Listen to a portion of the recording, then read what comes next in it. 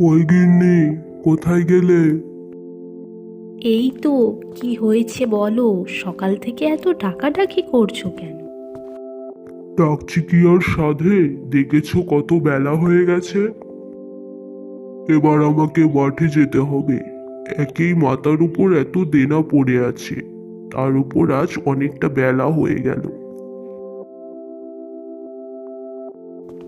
এ কি, তুমি না খেয়েই মাঠে চলে যাচ্ছ যে? আর খাওয়া, জমিদারের থেকে অনেক টাকা ঋণ নিয়ে রেখেছি। চাষের অবস্থাও তেমন ভালো না। ওই জমিতে যতবারই চাষ করি ততবারই ফসল হয়নি। এইভাবেই চলতে থাকলে আমি কিভাবে জমিদারের ঋণ শোধ করব বলো তো? তুমি চিন্তা করো না, সৃষ্টিকর্তা ঠিক একদিন আমাদের সহায় হবেন।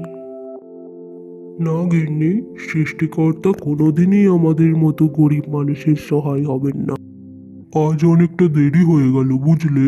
আমাকে এবার যেতে দাও। বাড়ি ফিরে না হয় তোমাদের সাথে খাবো।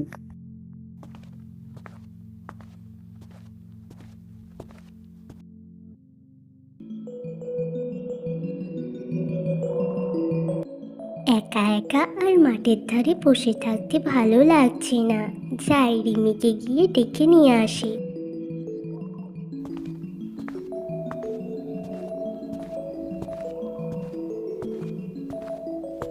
কি রে তিন্নি, তুই আজ এত সকাল সকাল আমাদের বাড়ি চলে এসেছিস? একা একা মাঠে বসে থাকতে আর ভালো লাগছিল না, তাই ভাবলাম তোকে ডেকে নিয়ে যাই। বাহ, তোদের বাড়ি থেকে তো আজ ভালো সুন্দর রান্নার গন্ধ আসছে। সুন্দর গন্ধ তো আসবেই, আমাদের বাড়িতে তো আজ মা ইলিশ রান্না করেছে। আর ইলিশের যে কি স্বাদ, তোকে বলেই বা কি হবে। তোদের বাড়িতে তো কোনোদিন ইলিশই রান্না হয় না। হা হা হা হা হা। রিমির কথায় খুব কষ্ট পেয়ে তিন্নি চুপ করে বাড়ি ফিরে আসে। ওমা, বাবা কোথায় গো? বাবাকে তো কোথাও দেখতে পাচ্ছি না। কোথায় আবার যাবে?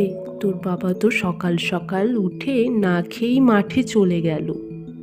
তুই ঘরে গিয়ে বস মা, আমি তোকে খেতে দিয়ে তোর বাবার জন্যে মাঠে খাবার নিয়ে যাব।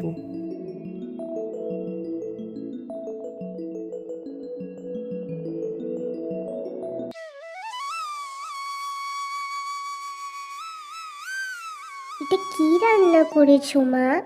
আজও কচু শাক আর ভাত? আর ভালো লাগে না রোজ রোজ শাক পাতা খেতে। তোমরা আমাকে কোনোদিনও ভালো খাবার খেতে দাও না। মন খারাপ করিস না তিন্নি, এখন এটা দিয়ে খেয়ে নে মা। তোর বাবা বাড়ি ফিরলে আমি আজ ইলিশ আনতে বলব। আমাদের কপালটা এতই খারাপ, তুই আমাদের একমাত্র মেয়ে হওয়া সত্ত্বেও আমরা তোকে ভালো কিছু খাওয়াতে পারি না। তুমি কষ্ট পেও না মা, আমি আর ভালো ভালো খাবারের জন্য বায়না করব না।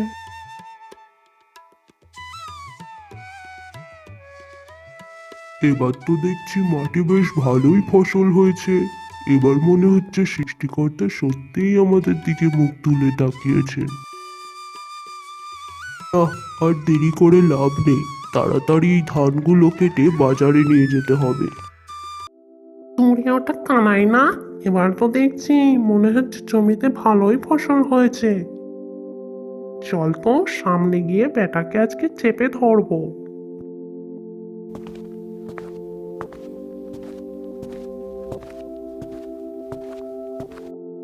কেটে কানাই, তোর তো দেখছি কোনো পাত্তাই পাওয়া যায় না।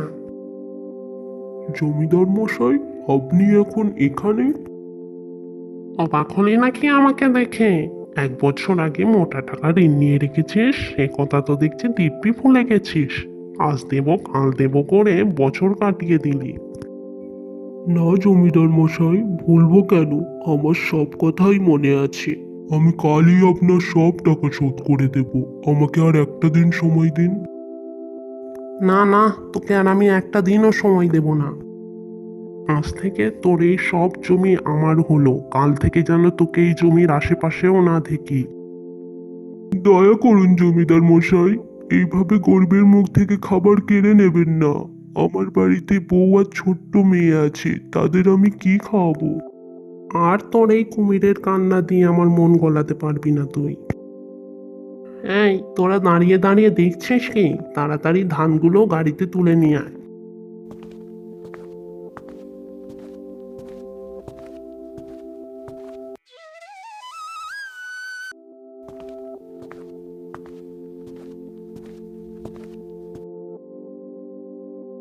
তিন্নি, কোথায় গেলি মা? আমাকে এক গ্লাস জল দিয়ে যা তো।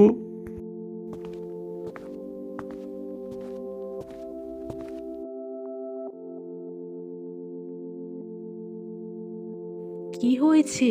তুমি আজ এত তাড়াতাড়ি বাড়ি ফিরে এলে? আর তোমার মুখটা এমন শুকনো লাগছে কেন? কিছু কি হয়েছে? আমাদের সব শেষ হয়ে গেল গিন্নি। জমিদারের লোক এসে আমাদের সব ফসল কেটে নিয়ে গেছে। আমাদের জমিটা পর্যন্ত তারা কেড়ে নিয়েছে। ওই জমিটাই আমাদের শেষ সম্বল ছিল। এবার আমাদের কিভাবে দিন চলবে বলো তো? কি বলছো? জমিদার মশাই এতটা নিষ্ঠুর হতে পারেন? এবার তাহলে আমাদের কিভাবে সংসার চলবে? আমরা না হয় না খেয়ে থাকতে পারবো, কিন্তু আমাদের ছোট্ট মেয়েরা কিভাবে থাকবে? জমিদার মশাই টাকার জন্য সব করতে পারেন। তবে তুমি চিন্তা করো না, আমি কালই অন্য কোনো কাজের খোঁজে বেরোবো। পরদিন সকাল হলে কানাই বেরিয়ে পড়ে কাজের উদ্দেশ্যে, কিন্তু কেউ তাকে কোনো কাজ দিতে রাজি হয় না। ও মা, মা, আমার অনেক খিদে পেয়েছে, আমাকে কিছু খেতে দাও না মা। বাড়িতে যে কোনো খাবার নেই রে মা, কালকের এক মুঠো পান্তা পড়ে আছে। এক মুঠো পান্তা ছাড়া আর কিচ্ছু নেই? আমার এখন আর পান্তা খেতে ইচ্ছে করছে না, তুমি আমাকে কিছু রান্না করে দাও না। থেকে সেই খাবারটাও আর থাকবে না। তোর বাবা একটা কাজের জোগাড় করতে পারলেই চাল ডাল কেনা হবে। আজ এটাই খেয়ে নে মা। অন্যদিকে কানাই জানলার পাশে দাঁড়িয়ে তাদের সব কথা শোনে। থাক মা, আর আমার খিদে নেই, আমি আর খাবারের জন্য বায়না করব না। আমি এখন বাগানে খেলতে যাচ্ছি, আমার বন্ধুরা সেখানে আমার জন্য অনেকক্ষণ ধরে অপেক্ষা করছে।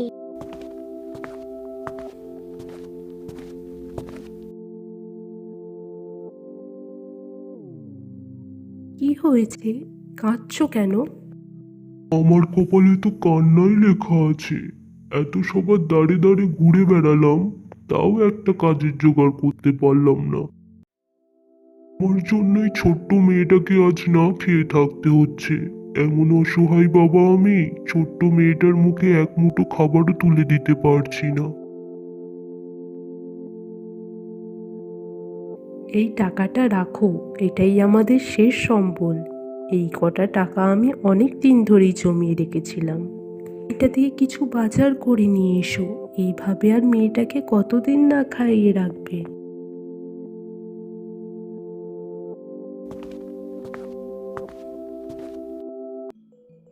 বাবা, আমাকে কিছু খেতে দাও না বাবা।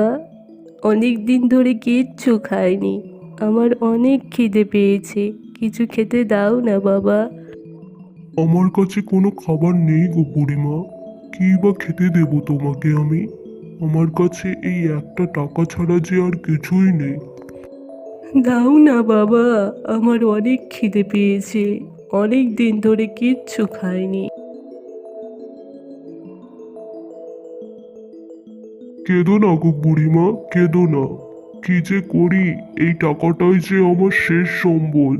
এটা তোমাকে দিয়ে দিলে আমার বাড়িতে যে আজ উনুনই জ্বলবে না বুড়িমা। তোমাকে দেখেও আমার খুব মায়া হচ্ছে। এই টাকাটা তুমিই রাখো, এটা দিয়ে না হয় তোমারই খিদে মিটুক। তুমি আমার অনেক বড় উপকার করলে গো বাবা। তোমাকে আমি কিছু দিতে চাই। বেগুনটা তুমি রাখো বাবা। সৃষ্টিকর্তা তোমার সব দুঃখ কষ্ট দূর করুক। এই একটা বেগুন নিয়ে আমি কি করব বুড়িমা? আমার মেয়েটা যে আজকে না খেয়ে বসে আছে, আমি এই বুক নিয়ে কিভাবে বাড়ি ফিরবো? কি গো, খালি হাতে বাড়ি ফিরে এলে? বাজার কোথায়? তোমাকে বললাম যে ওই টাকাটা দিয়ে চাল ডাল কিনে নিয়ে আনতে। কি হলোটা কি? চুপ করে দাঁড়িয়ে আছো, বাজার কি আনোনি? কানাই তাকে বুড়িমার সাথে ঘটে যাওয়া সব কথা খুলে বলে। কি, তুমি ওই টাকাটা দিয়ে এই একটা বেগুন নিয়ে এসেছো? বাড়িতে যখন চাল ডালই নেই, আমি এই একটা বেগুন নিয়ে কি করব? থাকো তুমি তোমার এই অভাবের সংসার নিয়ে, আমি এখনই আমার মেয়েকে নিয়ে বাপের বাড়ি চলে যাব। শোনো গিন্নি, এইভাবে রাগ করে বাড়ি ছেড়ে চলে যেও না। তখনই সেই মাটিতে পড়ে থাকা বেগুন হয়ে ওঠে একটি সোনার বেগুন গাছ। আরে গিন্নি, তাড়াতাড়ি একবার বাইরে বেরিয়ে এসে দেখো, এই যে কি অদ্ভুত কাণ্ড ঘটে গেল।